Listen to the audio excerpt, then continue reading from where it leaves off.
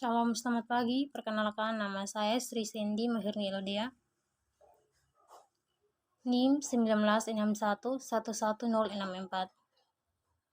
Prodi PGSD kelas B semester 4.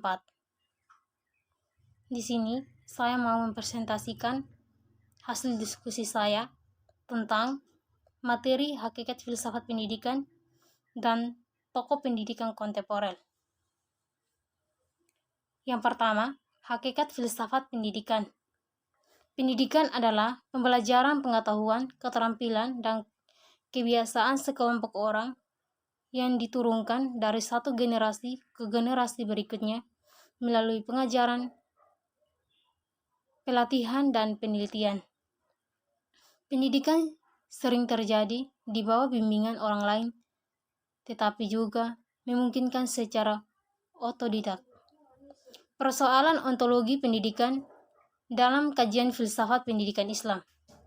Persoalan ontologi merupakan persoalan ada atau hakikat substansi awal dalam filsafat pendidikan Islam. Lazimnya, persoalan ontologi selalu dimulai dengan pertanyaan, apa? Seperti contoh, apa itu pendidikan? Dan apa itu filsafat? Dan sebagainya.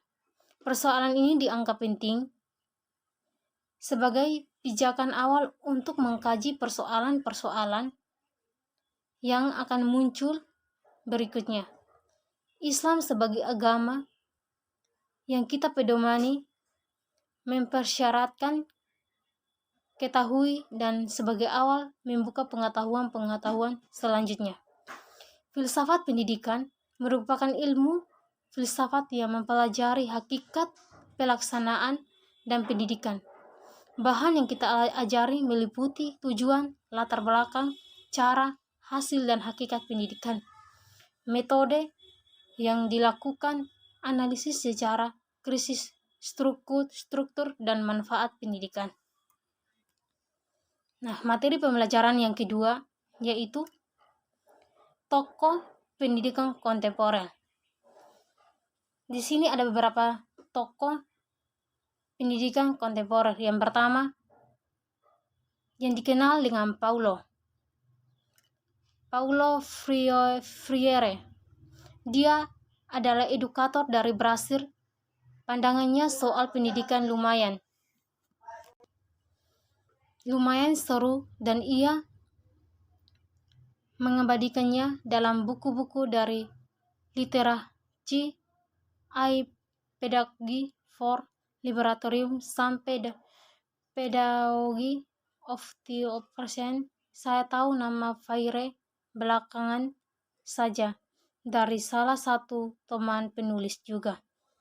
Yang kedua, Maria Montessori adalah seorang pendidik ilmuwan dan dokter kebangsaan Italia. Ia mengembangkan sebuah metode pendidikan anak-anak dengan memberi kebebasan bagi mereka untuk melakukan kegiatan dan mengatur acara harian. Metode ini kelak dikenal dengan sebutan metode Montessori. Yang ketiga, kurikulum Pestalozzi yang dimodelkan setelah rencana Jean-Jacques Rousseau. Masuk Emile lebih menekankan pada kajian kelompok daripada individu dan berfokus pada kegiatan partisipatif seperti menggambar, menulis, menyanyi, latihan fisik, membuat model pengumpulan, membuat peta kunjungan lapangan. Tokoh yang keempat, Friedrich Froebel, lahir pada 21 April 1782 di Overwasseibad, sebuah desa kecil di Thuringia. Ayahnya adalah seorang pendeta Lutheran.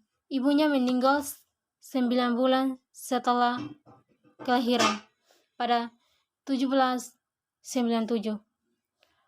Froebel magang pada seorang ahli kehutanan di Thuringia.